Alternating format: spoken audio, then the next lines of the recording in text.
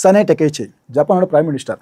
இவங்க பெண்ணை கேட்டிருக்காங்க, தயவு செஞ்சு இந்த நிலநடுக்கம் பாதித்த பகுதியில் இருக்க மக்கள்லாம் ஹையஸ்ட் கிரவுண்டுக்குள்ள, இட் மீன்ஸ் தாழ்வான இடங்களுக்கு போகாதீங்க. இந்த கட்டடங்கள் அதிகமாக இருக்கும் பார்த்தீங்கன்னா அந்த இடங்கள்ல இருக்காதீங்க.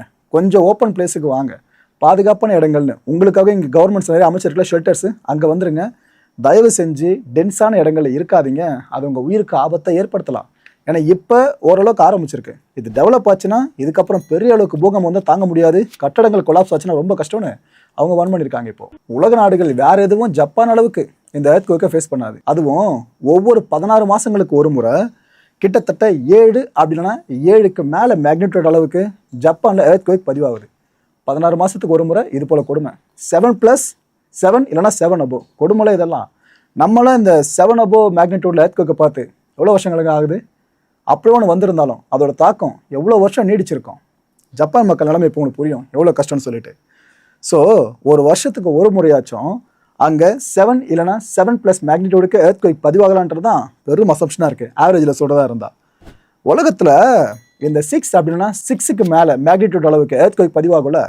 அதில் ஒட்டுமொத்த அளவில் ஜப்பானோட கான்ட்ரிபியூஷன் மட்டுமே 10%. ஸோ உலகத்திலே அதிகமாக நிலநடுக்கத்தில் பாதிக்கப்பட்ட நாடு ஜப்பான் தான், ஒரு டவுட்டே வேண்டாம். மோஸ்ட் ரீசெண்ட்னு சொல்கிறதா இருந்தால் இதுக்கு முன்னாடி 7.6 மேக்னிடியூடுக்கு ஒரு எர்த்குவேக் ஏற்படுச்சு, ஞாபகம் இருக்கா? 2025 டிசம்பர் மாதம். அந்த கொடுமை நம்மளால் மறக்க முடியுமா? அது நடந்தது ஆமோரியில், ஜப்பானோட ஆமோரி பகுதியில் நடந்துச்சு. இதுக்கப்புறம் தான் இப்போ 7.7க்கு நம்ம விட்னஸ் பண்ணியிருக்கோம். இதில் டெட்லியஸ்ட்னு எடுத்துக்கிட்டிங்க மாடர்ன் டைமில் அப்படின்னு பார்த்தீங்கன்னா 2011 வருஷம் 9 மேக்னிடியூட் அளவுக்கு எர்த்குவேக் ஏற்பட்டுச்சு. நடக்கும் 9+9 தான் நடந்திருக்கிறதுக்கு முன்னாடி. டோஹோக்கு பகுதியில் ஏற்பட்ட இந்த எர்த்குவேக்கால கிட்டத்தட்ட 18,000 பேர் உயிரை விட்டாங்க. அவ்வளோ பரிதாபத்தோட உச்சமாக தான் அந்த டெட்லியஸ்டான எர்த்குவேக் இன்னும் நம்ம மைண்டில் இருக்குது.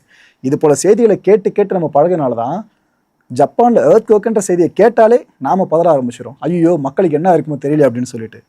இதுக்கெல்லாம் முக்கியமான காரணம் ரிங் ஆஃப் ஃபயர். நம்ம சேனல் ஃபாலோ பண்ணுற எல்லாருக்கும் நல்லா தெரிஞ்சிருக்கும் இந்த ரிங் ஆஃப் ஃபயர் கான்செப்ட்னா என்னன்னு சொல்லிட்டு. ஜப்பானை பேஸ் பண்ணி இவ்வளோ தூரம் வருது பார்த்தீங்களா இந்த எர்த்குவேக்கு, சுனாமி சார்ந்தலாம். இதுக்கான காரணம் இந்த எர்த்குவேக் ஜப்பானில் மட்டும் உணரப்பட்டிருக்குன்னு பல பேர் நினைப்பீங்களா? நம்ம இந்தியாவில் உணரப்பட்டிருக்கு. இப்போ மணிப்பூர், உத்தரகாண்ட் இங்கே உணரப்பட்டிருக்கு. அடுத்தடுத்து சீஸ்மிக் ஆக்டிவிட்டி அங்கே விட்னஸ் பண்ணப்பட்டிருக்கு.